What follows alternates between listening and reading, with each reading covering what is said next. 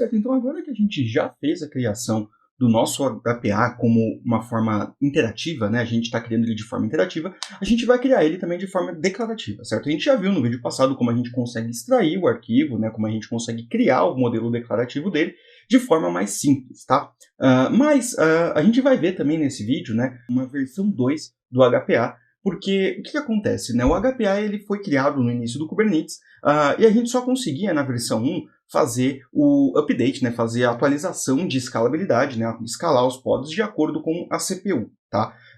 Bom, isso foi caindo em desuso ao longo do tempo porque as pessoas começaram a precisar de mais métricas. Então você precisava, por exemplo, de métricas de memória, métricas de rede, etc. E aí o pessoal, né, as pessoas que estão desenvolvendo o Kubernetes, fizeram com que fosse possível incluir métricas customizadas, né, o que é chamado de custom metrics. Tá? E na API V2, né, na V2 Beta 2, que está agora a API do Autoscaling, a gente tem uma forma muito mais fácil de incluir métricas customizadas. Uma delas, né, o que foi adicionado por padrão já a CPU, como já vinha vindo antes, e também a memória. Tudo bem? Então vamos lá. Vamos fazer o seguinte. Eu estou aqui, né, com o meu terminal criado aqui, né, já na pasta charts, e eu estou aqui, né, com o meu HPA criado, certo? Então, lembra que a gente fez o comando aqui, né, a gente rodou o comando kubectl, autoscale, né, esse comando aqui. Então, a gente fez um autoscale, deployment, porto backend, passou a porcentagem, o mínimo e máximo, rodou um dry run, né, e aí fez ele tirar esse output como YAML, né, e aí a gente jogou esse output para um arquivo chamado hpa.yaml. Tá? Bom, e ele criou isso aqui pra gente, tá? Algumas coisas a gente não precisa daqui, por exemplo, creation timestamp não precisa, esse status também a gente não precisa, tá? Então a gente pode copiar isso tudo aqui, a gente já vai copiar ele, vai adicionar ele aqui, né, no nosso back-end, lá embaixo, né, depois que a gente criou tudo. Então a gente vai aqui, ó, criou tudo e cola ele aqui. Então a gente já vai ter isso daqui definido, tá? A gente já vai ter isso daqui já montado. Vamos fazer isso também no front-end, tá? Então a gente já vem aqui e adiciona essa versão aqui para a gente poder criar aqui as novas definições, tá? Então, a gente já está com isso aqui atualizado, legal? E agora a gente vai fazer também a mesma adição, né? A gente vai até matar esse arquivo não vai mais existir, então a gente deleta ele, a gente vai adicionar ele lá no Helm, tá? Então, a primeira coisa que a gente vai fazer, a gente está aqui, tá vendo que tem um arquivo para cada, a gente vai criar um novo arquivo, a gente chama de hpa.yaml, vamos colar ele aqui, tá? E a gente vai fazer exatamente a mesma coisa que a gente fez na outra vez, tá? Então a gente vai vir aqui, né? Vamos até copiar aqui. Então a gente está usando values.name. Vamos copiar para values.name também. E é importantíssimo que você veja aqui, por exemplo, aqui, ó, onde está o scale target ref, tá? Então você pode ver que a definição de um HPA simples, né? No autoscaling V1, tá? Lembrando que a versão 1 desse autoscaler, a gente tem o kind horizontal pod autoscaler, metadata, spec, min réplicas e max réplicas e o scale target ref. Na verdade, o que vai mudar de um para o outro é mais essa parte aqui, tá?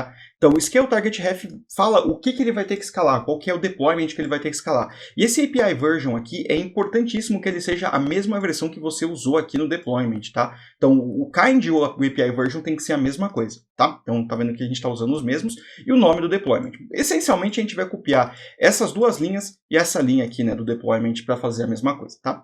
Bom, e aí a gente tem aqui o Target CPU Utilization Percentage, que é 20, tá? Então, basicamente, o que a gente vai fazer é o seguinte, a gente vai apagar esses dois, a gente vai colocar values.hpa.maxReplicas, tá? E a gente vai usar uma função default, né? Então, default 1 ou isso daqui. Então, default, aí no nosso caso vai ser 8, values.hpa.minReplicas. Na verdade, vai ser o inverso aqui, né? Então, aqui vai ser 8 e aqui vai ser 1, tá? E aí, aqui no Target CPU Utilization Percentage, a mesma coisa. Default 20.values.hpa.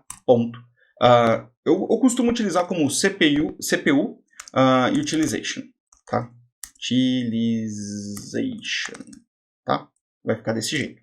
E aí a gente vem aqui no nosso values, né? E a gente adiciona essa linha aqui embaixo, então HPA, e a gente vai ter três chaves, né? Min réplicas, então vai ser 1, max réplicas, que vai ser 8, e a gente vai ter o CPU utilization, que vai ser 20, nesse caso, tá? Então a gente vai simplesmente replicar exatamente a mesma coisa para o nosso front-end, a gente vai copiar ele para cá, e a versão do HPA vai ser também a mesma coisa, a gente pode copiar todo o arquivo, inclusive, a gente pode vir aqui, ó, dar um Ctrl+C e colar ele aqui dentro, porque ele não vai mudar, tá? Então essa é uma das grandes vantagens de você utilizar o Helm, tá? Bom, e aí a gente vai poder criar o nosso o nosso arquivo usando as definições. Então a gente dá um helm install, a gente já tem aqui, né, as definições certinhas. A gente vai, na verdade, não pode usar o helm install, né? A gente vai usar o helm upgrade, porque a gente já tem uma versão instalada, tá? A gente vai fazer o upgrade dele aqui e ele vai fazer a atualização. Então agora você pode ver que se eu fizer um kubectl get HPA, eu tenho aqui um porto front-end, tá? Então ele demora, como eu falei para vocês, para pegar um pouco da memória ainda, tá? Ele ainda não chegou a pegar, mas a gente vai ter já os 20% do CPU logo mais e aí ele vai funcionar como esperado. E a gente faz exatamente a mesma coisa, né, com o back-end também. Então a gente faz back-end e back-end, tá? Então a gente só cola aqui e aí a gente vai conseguir fazer um upgrade da nossa versão do autoscaler, tá? Bom, a gente pode vir aqui ver, inclusive, o kubectl get HPA. E a gente vê aqui ó, que a front-end já pegou a porcentagem, a gente agora tem um back-end aqui rodando, tá? Bom, para a gente finalizar, então, nesse vídeo a gente viu como a gente cria um autoscaler de forma declarativa. No próximo vídeo a gente vai ver como a gente cria um autoscaler na versão 2. A gente só vai ver a forma declarativa dele, tá? Porque ele não tem a forma interativa ainda, tudo bem? Então, vejo vocês no próximo vídeo.